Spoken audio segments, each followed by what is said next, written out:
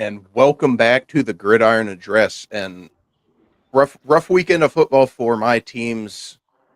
Carson still got something to look forward to tonight. We will be touching on that at the end of this show. And Chris, your Pittsburgh Steelers, they pulled off a win in Dublin against the Minnesota Vikings earlier this morning.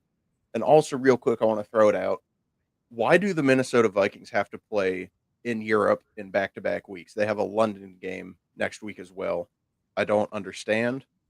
That makes little to no sense. I feel like they're getting a little screwed over there on that end, but little off topic with that, Chris, the Steelers defense continues to be a significant factor in them winning games. They continue to force turnovers, and their run game finally showed up this week against a Vikings defense that is really, really good and one of the best defenses last year, and they continue to be a good defense going into this year.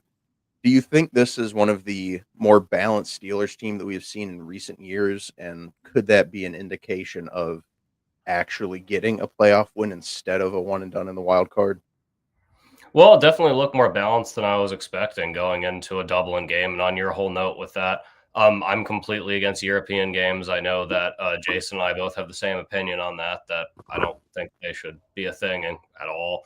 I feel bad for the Vikings losing 2 games in the U.S., 1 home game, 1 away game. The Steelers losing a game at Heinz Field, which is never fun, but that's beside the point. It is a very balanced Steelers team. I mean, just if you look at it, the run game looked a lot better. Rodgers, while he may not be amazing, he went for 200 yards, 1 touchdown. Kenneth Gainwell finally had his breakthrough game, scoring 2 touchdowns. I was really happy to see that.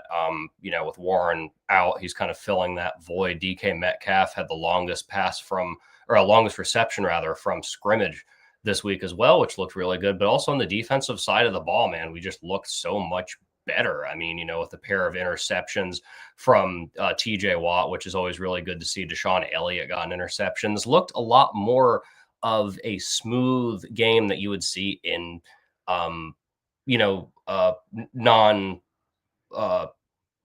European, Mexico City, wherever location. Actually looked like super smooth. So I'm very happy overall. It was a satisfying win, and I hope this is a good sign. I mean, we have Cleveland next week, who the number 1 defense in the NFL didn't look that great this week. So it's a good sign going into next week, because we have the Cleveland Browns, a big division game, who they're going to be wanting to beat up on us. So overall optimistic for the Lurs.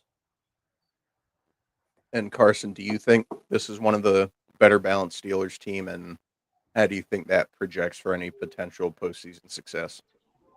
Yeah, I got to say, I completely disagree. I do not think this is a very balanced Steelers team.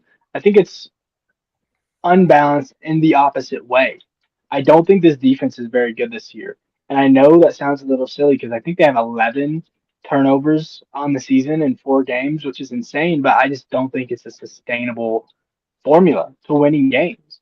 5 against the New England Patriots, and they only win that game by 7.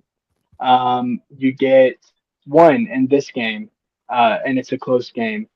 The one game where they didn't have a massive turnover margin, 2 actually, the Jets, they let up 34 points, and then the Seahawks, who they gave 31. So I think this team is really, really turnover dependent, and I just do not think that's a very good strategy to winning football games, especially when this offense I don't think is very good either. I agree with you. The running game looks really good. I have never been a big Najee Harris fan, and I think Jaylen Warren has been the guy for years at this point. He looks amazing, very explosive, as he had the last few years, and I just think that was a Mike Tomlin issue, wanting to hold on to the past. And then Aaron Rodgers I don't think is very good anymore.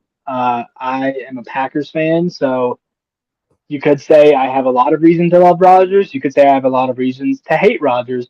I don't really hold anything against him. I'm looking purely at his football. I don't think the guy can move anymore. I think the arm talent has diminished. He's still an elite processor of the game, elite before the play, but I just think he has fell off enough. I like the receiver talent in Pittsburgh, but I just I don't think this is a very complete football team.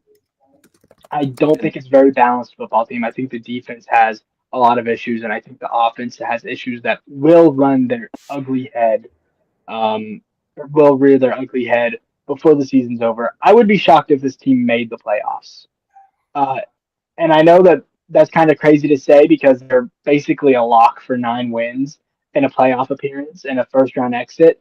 I would be pretty shocked if they made the playoffs. I would be astounded if they won a playoff game. and at this point, I'd be surprised if Pittsburgh doesn't make it. They managed to find a way to sneak in, and especially with the Browns being the Browns and Joe Burrow being out, that makes the AFC North a good bit weaker. Not having the Bengals be as big of a threat as they have been, I think that could help this Steelers team that definitely has its issues be able to sneak in with two much easier division games. Ravens are still obviously going to be tricky, but moving on, my Carolina Panthers came crashing back down to earth this week, following a 30-0 shutout against Atlanta. They lose by 29 to the New England Patriots. I have been watching Drake May tear up my favorite football teams for years now. I don't understand it. It is frustrating to me. Um, the offense, it fell flat after that first drive. They just couldn't get anything going. Bryce Young was perfect. Drive one, phenomenal, missed extra point. That was rough. And they just couldn't get it going. Play calling felt questionable. There was a 3rd and 10 where they just ran the ball with Rico Dowdle. That felt like they were kind of just giving up on that drive, running the ball on 3rd and 10. You're just looking to punt at that point. And the defense was atrocious. I mean, on the touchdown to Hunter Henry, Chow Smith Wade went to punch out the ball instead of just pushing him out of bounds. Gives up a touchdown on that. And yeah, just rough all around. There's issues on all sides of the ball. Special teams wasn't great. They gave up a lot of big returns. One return touchdown, one almost was a touchdown, except the punter tripped him up. And yeah, so Chris, I'll throw this to you. If you could pick one thing that is the biggest problem with the Carolina Panthers, what would it be? It's really hard to say, man, because I don't want to say quarterback play because Bryce Young has been taking steps forward overall. I mean, the main thing I would say is consistency. Obviously, the secondary and the run defense has been a decent issue. I do think offensively, you guys have been okay, despite the fact that that was a rough offensive performance against the New England Patriots. But Tet looked solid. Bryce looked solid. Chuba Hubbard a little bit lacking. But again, secondary, I would say, has been a little bit lackluster. Of course, just this one, not comparing with the Atlanta game, which was crazy. I'm not going to call it a fluke. I'm not going to call it anything. I don't really believe in flukes personally. But the secondary, you're facing a really, really good quarterback in Drake May. But I would just say secondary inconsistency is just your biggest issue. You guys got off to a really good start with that Tommy Tremble touchdown. Shout out to him, by the way. He was supposed to be really good, I know, a couple years ago, and he got drafted and has not been what you guys were expecting him to be. And he finally got a good touchdown here early in the season. I mean, I definitely think you guys are taking a step forward. Overall, especially the Atlanta game. Yes, this is rough, but definitely a better start than last year. But to summarize my point, I would just say secondary and just consistency of overall play on both sides, all three sides of the ball. I definitely agree with you there. Podcast Smitty in the comments. Appreciate you watching. Shannon, Rick 8-Bit, going back to the comment about NFL Europe games because they want money. Hit the nail on the head with that one. That is what it's all about, really, and it's unfortunate. And yes, Jason, this was a crazy football day. Daniel Jones came back down to earth a little bit, lost to the Rams. They gave up an 88-yard touchdown to Tutu Atwell that ultimately sealed the game. Malik Neighbors, likely a torn ACL, his season more than likely done. Really devastating loss. And Carson, before we move on, I'll throw that question to you. If you could pick one problem with the Carolina Panthers that you think is the biggest issue, what would that be? I think at this point it's coaching. Um, I do think the defense is not very good. They've been pretty bad, but they had a shutout against the Falcons, so it feels weird to say that. You could obviously say, Falcons just had a terrible game. You could say it was a fluke. I would probably say it's a fluke. I know Chris wanted to avoid that, but I'll be a little more harsh. I do think it was a fluke. So you could say the defense. I think offensively they have at least a little bit of talent. I don't think Bryce Young is terrible. I think he's a serviceable starter in the NFL. I don't think he's a franchise quarterback, but I think he will be a good bridge quarterback to the next place that he goes. Because let's face it, he's not going to be on the Panthers his entire career. He's going to be a trade piece or a free agent. He's probably going to be a journeyman in the NFL, which isn't a bad thing. No hate on Bryce Young. And then Ted McMillan is amazing. He's a great. I mean, I thought Matthew Golden was the best receiver in this class, and I don't think that we've seen that yet, just because the Packers room is so loaded at wide receiver. But I think Ted might be the best. He is truly. I mean, he's amazing. So I think they've got the talent that they need, at least on offense. Like I said, their defense has been pretty bad, but I just think it's a coaching issue and maybe just a franchise organization issue. Like I said this when I came on your show week 1, but just like the Bears have a stink in their organization, the Panthers have kind of the same thing. And as much as I hate that for you, Aaron, and I mean I live in North Carolina, so I would have liked to see them be good, but I just I think it's a franchise thing, an organization thing, and I think more than anything, it's a coaching thing. Yeah, and I'm inclined to agree with you at this point. I don't think Avero is going to be here come the end of the season. I think he's gone, and I hope Canales can turn it around, but I don't think he's going to be gone. I mean, they gave him enough money to where they're going to stick with him for a bit. It's coaching and it's ownership. I'm not a David Tepper fan, to just put it briefly. I'm not a fan of him that much. Yeah, not a great owner. Bragging about bringing concerts and soccer games to Bank of America, while the football team you own is a borderline laughingstock of the NFL.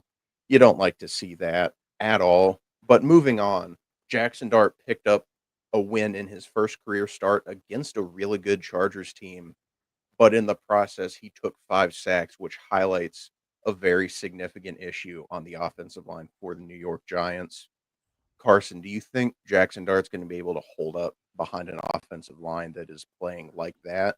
Or are we going to see a similar collapse like we've seen with other young quarterbacks like Bryce Young in year 1 and CJ Stroud the last couple years, when they're forced to play behind terrible offensive lines, and therefore that hurts their play because they can't stay upright? Yeah, collapse seems a little harsh because I don't think it's going to go very well, but I really don't think it's going to be his fault. I think he is in one of the worst situations that you can put a starting quarterback into.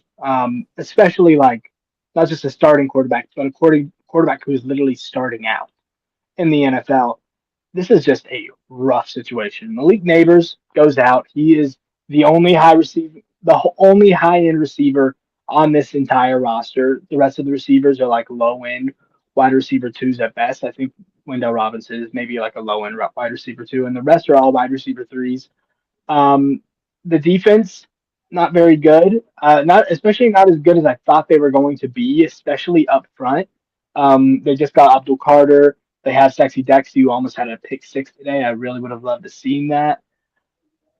I don't think that this is a good situation at all. Like you said, the offensive line sucks. I don't love the coaching. So yeah, I don't think that it's going to go good for him. I hope it's not one of those things that just derails your whole career, because a lot of the times that's what can happen with a young quarterback is you put them in a terrible situation immediately and they can either step up to the plate and learn from the experience, like I would say Drake May did, or they crumble, and that confidence is shot, and confidence is one of the most important intangibles for a quarterback. So I hope that he at least learns from it, and it does become one of those things where, yeah, that was a terrible situation, honestly, a terrible experience for me, but the next place I go, I'll be able to use this and learn from it. Um, I don't know how much I like Jackson Dart. I think he's got pretty good mobility. He's got decent arm talent, but yeah, this is a hard situation for him to be in. And it was hard to begin with, and then with Malik Neighbors going out, it just got infinitely worse. Giants are in a rough spot. I mean, I think the defense really did. They stepped up a bit. Herbert had been playing good. Hampton still had a good game, but I mean, Giants were still able to pull out the win, force turnovers. It got 2 interceptions, so good on them for finally stepping up a little bit, like we were kind of expecting from this unit going into the season. But Chris, how do you think Jackson Dart's going to hold up if this offensive line is going to keep playing like this? And should I mean, obviously the Giants should go after some offensive linemen before the trade deadline, but how realistic do you think it is that that will happen? I mean, that's a big thing. I want to say that Carson couldn't have said it better with the just horrible situation that Jackson Dart has been put in, regardless of his talent coming out. Especially for where he was drafted in the draft this year. But I mean, nobody could have been put in a worse situation. I really don't think that they will. I mean, this isn't the baseball trade deadline where you're going for superstars who are in their last year of arbitration, for the most value. The NFL, that's one thing I'll always say is the NFL, one thing that's very different to the MLB is the way they do draft, or the way they do trades rather, especially the way that their deadline operates. You don't see these big deals. And you're not going to be seeing like a Joe Alt, for example, go, using an example, superstar offensive lineman going at the deadline in his last contract year. So, I mean, I don't think the Giants are really going to invest that much because they know that this is not a winnable season. I think they're going to take a look at Jackson Dart and say, well, where do we think he will be? Is this the future? We have this crazy quarterback room with Mr. Unlimited, and with Jameis Winston and Jackson Dart. Obviously, Tommy Cutlets is gone, which is really sad for my Italian heart. But it was a good sign. I mean, it's a good sign that he performed at the level he did. Obviously, the big loss was Malik Neighbors in this game, but it's a good sign. I mean, if I was a Giants fan, I'd feel optimistic about that. You have one thing that really took away from it, but to overall answer your question, Aaron, I do not think they're going to invest in offensive linemen at the deadline. I'm a big believer in not pushing out someone you want to be your franchise quarterback in year one. Drake May, as you said, Carson, really did very good in this situation. Bo Nix did pretty good in this situation as well. But, you got to look at the really good guys. Just using Patrick Mahomes as an example, he sat behind, obviously, Aaron Rodgers, Jordan Love, all these kind of guys. They sat behind a good starter. I think I think Dart could have used a little bit more time behind a guy like Russell Wilson to kind of get a little more experience, go a few weeks, because I do not think the Giants are competing.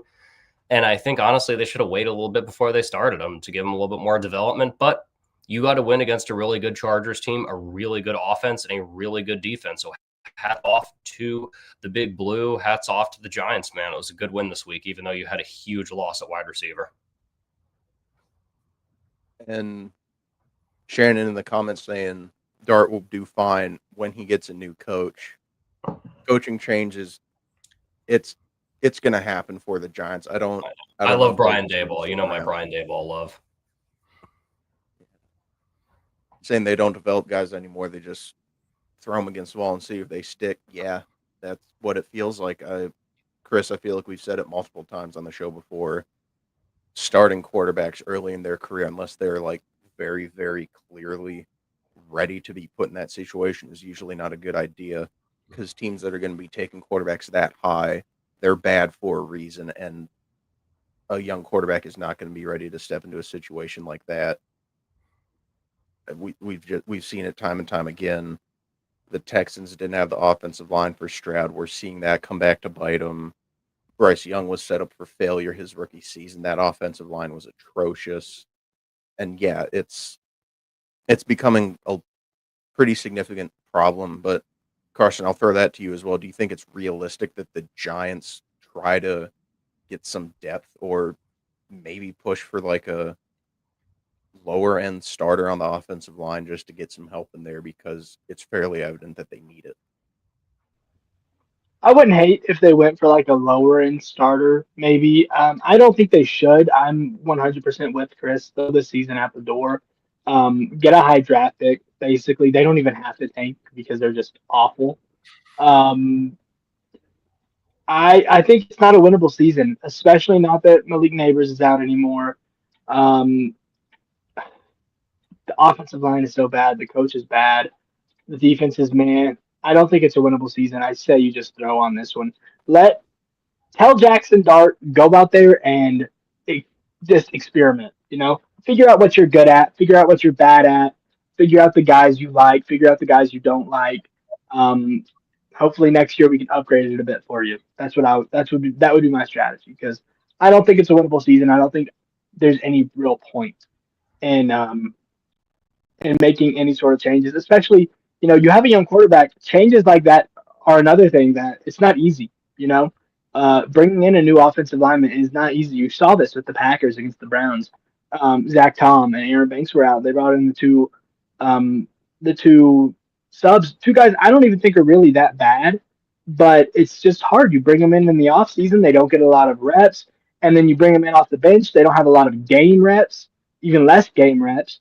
And so, yeah, I just don't think it's a good idea. I would stick it out, ride it out, get a high draft pick, and hopefully improve the situation next year. And moving on, the Chiefs look like the Chiefs that we expected them to look like. They dominated the Ravens in this game. Obviously, Lamar Jackson went down late in the game with a hamstring injury. Chris, we'll start with that first.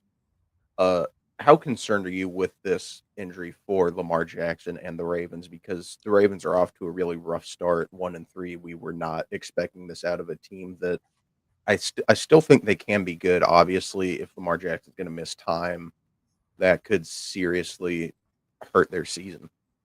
How concerned are you with this injury?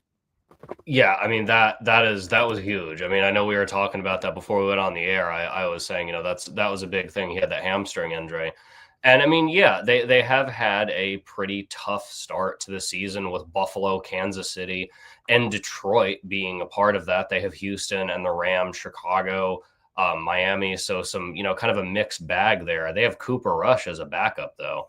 So that's even more just interesting to see how they're going to handle that. We already talked about, quarterback free agents don't really exist at this point.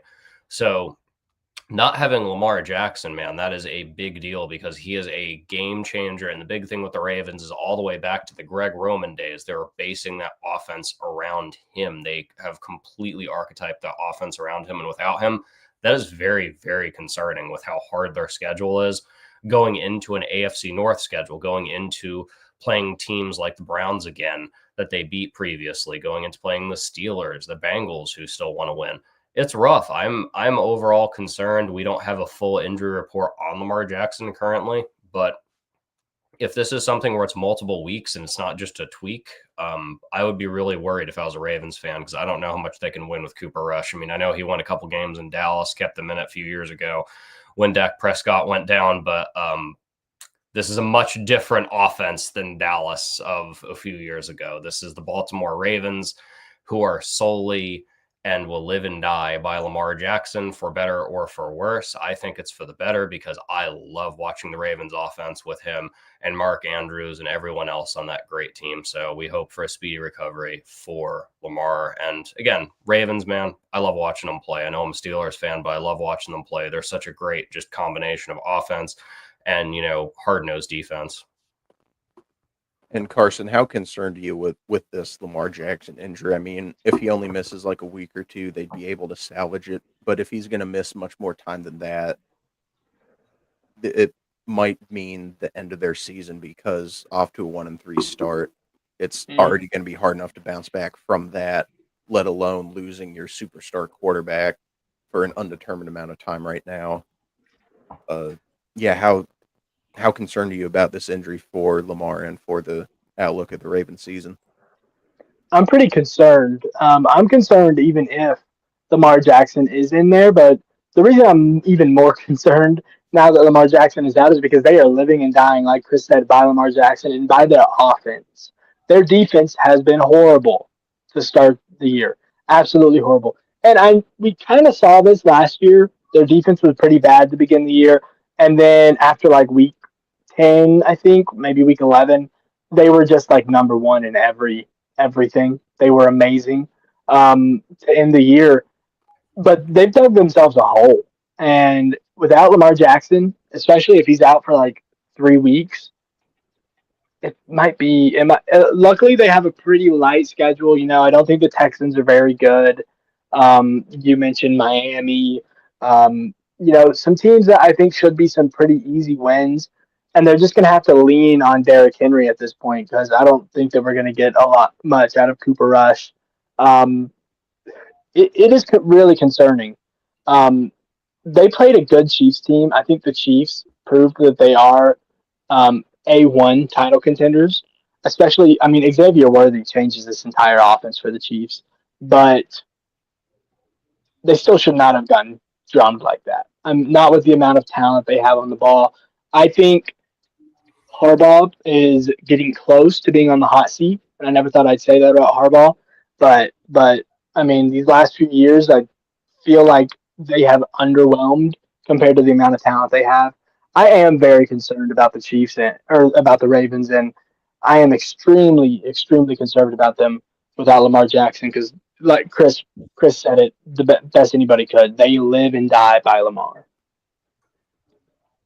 And yeah, on the positive side of this game, the Chiefs played great. They looked like themselves again. People were saying to start the year, "Oh, the Chiefs dynasty is over. This, and that." I don't think it is. I didn't think it is at the time. They ran into some really, really good teams to start the year, and they run into a good team in Baltimore, who I think is better than their record indicates, and they handled business. Chris, do you still think the Chiefs are a very serious contender for the AFC? Oh yeah, I mean they never go away. They find a way to win in multiple different ways, and they will always find a way to beat you. I mean, going all the way back to that year, I want to say it was 21 or so when they beat the Houston Texans, that crazy comeback. They are still the best team in the AFC West. I mean, even with the Chargers off to their really good start, having the head-to-head so far, I still like Kansas City coming out of there 2-2. They're back on what they need. What they're planning. What we're used to. What we're used to. I mean, they have a hard schedule coming up, though. Don't get me wrong. They have Monday Night Football next week at Jacksonville in Duval. Jacksonville having a great game against the 49ers. That was a really fun game to watch.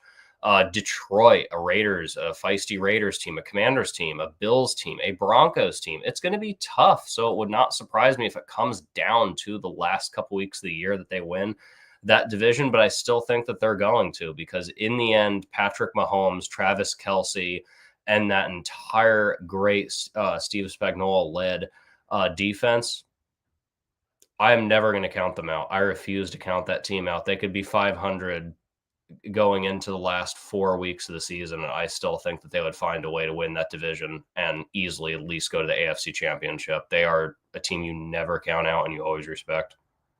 Without a doubt. And you can tie that back to the other end of Carson's comment at the start of the show about, teams, how they have like a bad stink about them. The Chiefs have the exact opposite about that. They have a good culture in there with Andy Reid, Steve Spagnuolo. They find ways to win, and I do think they will win the AFC West, Chris. I agree with you. Chargers have the head-to-head. Chargers are still first. The Chiefs are going to find a way to win it. That's just what they do at this point. But Shannon, yeah, it's Cooper Rush, and that Ravens offense is not going to look the same whatsoever if he is in at quarterback because, again, Chris said it, they live and die by Lamar Jackson, and that's just how it works. Carson, do you think the Chiefs are still serious contenders in the AFC? Absolutely. I said it. Teams like the Panthers, the Bears, they have a bad stink about them. The Chiefs smell good. They smell great, and they find a way to do it. I have doubted them since 2023. That 2022 team, everybody knew they were going to win. 2023, I doubted them. They won. 2024, I doubted them all the way up until the Super Bowl where I picked them. Then they lost. But this team is just they have a way of getting it done. Spagnola is, I mean, if one of, if not the best defensive coordinator in the league. That blitz that he I think it was in the first half, but he sent a blitz on 4th and 1 where Lamar just had to throw the ball out of bounds. Um, just disguised it so well. He is a monster. I do have some concerns about Andy Reid and his play calling and his creativity. Um, there are just some questions like on an early 3rd and 3, I think he put the ball in Kareem Hunt's hands. I just thought that was weird. Um, you have Patrick Mahomes, use him. They ended up getting the first down, but they went to a 4th and 1 and then gave it to Kareem Hunt again, who got the first down. But I just think put the ball in your best player's hands, especially when you have the most talented quarterback of all time. So I have some questions there, but Xavier Worthy, like I said, changes this entire team offense, the entire dynamic. He's just so fast. It is game breaking speed. He's not the biggest guy, but he can outrun anybody that you put beside him. I'd like to see him and Matthew Golden head to head. Probably Xavier Worthy would win. I think he might be the fastest guy in the league. And when you get Rashee Rice back with that, I think I expected this offense to be explosive. Rashee Rice, we all knew was suspended. That's not a shock. Xavier Worthy went down first play of the season. And so this offense has not looked good, but I expected it to be explosive. That's why I drafted Patrick Mahomes in my fantasy. And I think it's going to be explosive. I really do expect it to ramp up, especially when Rashid gets back. Without a doubt. And on that note, Carson, we got to talk about your Green Bay Packers. Obviously, Micah Parsons is making his return to Dallas as a Green Bay Packer. I gotta say, I was watching the game last Sunday night on Peacock, and they played a preview for the Packers Cowboys that highlighted Micah Parsons and what he's done. It was set to "Better Now" by Post Malone, and I died of laughter for the next 10 minutes. That was one of the funniest commercials I have seen, topped anything that we've ever seen for a Super Bowl commercial. Absolutely loved it. I saw the same commercial and I cried. It was hilarious. I loved it so much. But obviously Carson, Green Bay is coming off of a tough loss to the Cleveland Browns. Do you think that was just a bad day at the office for Green Bay, or did you see some things that could be cause for concern going into tonight's game? Really bad day at the office. I mean, terrible. It's a classic Matt LaFleur trap game. He has done this since he has entered the league. They come off a big win. They're playing a terrible team, and they lose. It's a Matt LaFleur trap game. That's all it is. The offense was terrible. The defense was still amazing. It doesn't apply for Jeff Hafley because he's an incredible defensive coordinator. The defense was still amazing. The offense was really, really bad, though. It was ugly. I hated watching it. And then they still should have won, and it was just it was a special teams disaster. They miss a field goal, get it blocked, and then Jordan Love interception leads to a touchdown. Then they miss the field goal, and trying to remember what happened. Oh, and then right after that, Browns get the ball. You get a false start by Micah Parsons, puts them up close to the field goal range, a couple quick passes, and they get into field goal range and end it. It was just a disaster, and I think that was like the absolute floor that you'll see for the Packers. I'll also say this is what the Browns do. They find the best team in the league at the time, and they bring them back to reality, and that's what the Browns did. Their defense is elite. It is amazing. Even against that Baltimore's team, Baltimore's offense is elite. They don't have Lamar anymore, but they are still elite. And that game got out of hand, but it was actually pretty sneaky close, especially in the first half. And it was really more Cleveland's defense that kept giving Cleveland's offense that kept giving them short fields that ended up being the reason they lost. But yeah, I just think it was a bad day. I really think we're about to see a turnaround. I know the game just started, and so I think we're going to see a big turnaround from this Packers offense. I think Matthew Golden is going to have a career game. Okay, Carson, I definitely agree with you. And yeah, we're running a little long on the show, so we'll speed this up a little bit. I think Green Bay they're going to win by double digits at least. If it's anything less than 10 points, I would be absolutely shocked. I was really hoping I could get Michael on this show. Brown's offense was genuinely offensive today. We always said to start Flacco for the first 6, but genuinely wouldn't hate seeing a rookie in Pittsburgh week 6. It can't hurt him at this point. Honestly, I agree with you. What do the Browns have to lose at this point? There's no way that Dylan Gabriel or Shadur Sanders are going to do much worse than Joe Flacco did this week. But yeah, I think Green Bay is going to win big. Chris, how do you have tonight's game playing out? Well, you're talking about Better Now by Post Malone. I more think of how they set up the Tom Brady return to New England with Hello by Adele. That's more what I think of with the Cowboys fans. I think that's how Michael Davis is feeling right now. Shout out to the Prez.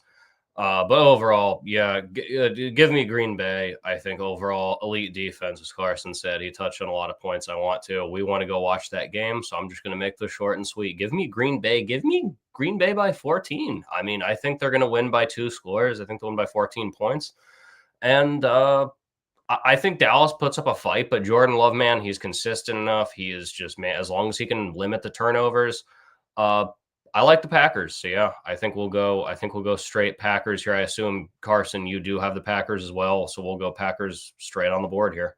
Alrighty. And on that note, that probably spells doom for the Green Bay Packers because all 3 of us picked them. So that means they are going to lose to the Dallas Cowboys. Nope, Cowboys by 20. Cowboys by 20. Cowboys by 20. Let's go. We're all changing it. Cowboys are winning by 20. Back to cover. And on that note, yeah, we're going to get off and going to watch a game. Hopefully the Packers will win and we didn't jinx them.